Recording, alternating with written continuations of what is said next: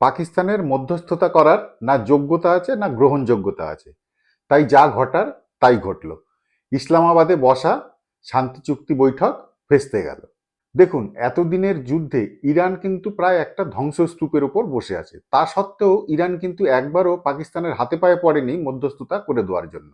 আসলে পাকিস্তান হচ্ছে আমেরিকার হাতের পুতুল, তাই আমেরিকার কথা অনুযায়ী ইসলামাবাদে পাকিস্তান শান্তি চুক্তি বৈঠক বসাতে বাধ্য হয়েছে।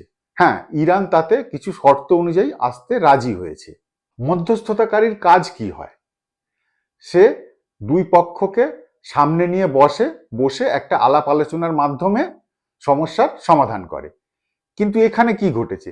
এখানে আমেরিকা বসে আছে এক ঘরে, আর ইরান বসে আছে আর এক ঘরে, আর পাকিস্তান অফিস বিয়ারারের কাজ করেছে।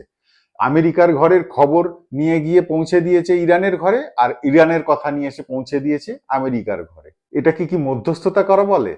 আর এই শান্তি চুক্তি ভবিষ্যতেও কিন্তু হওয়া কঠিন। কারণ দেখুন, আমেরিকা, ইরান আর ইসরায়েল এই যুদ্ধে সরাসরিভাবে জড়িত, আর গালফ কান্ট্রিগুলো পরোক্ষভাবে জড়িত।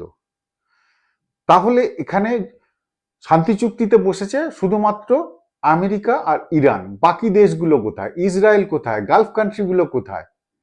তারা যতক্ষণ শান্তি চুক্তিতে না বসবে এই শান্তি চুক্তি হওয়া মুশকিল আছে। আর বিশেষ করে ইসরায়েল যখন না বসবে, কারণ ইসরায়েলকে আমেরিকা সাপোর্ট করে, কিন্তু আমেরিকার কথা অনুযায়ী ইসরায়েল কিন্তু চলে না। ইসরায়েল নিজে যেটা ভালো মনে করে সেটাই করে। তাই ইসরায়েলকে যতক্ষণ না এই শান্তি চুক্তিতে বসানো যাবে ততক্ষণ এই শান্তি চুক্তি হওয়া কঠিন।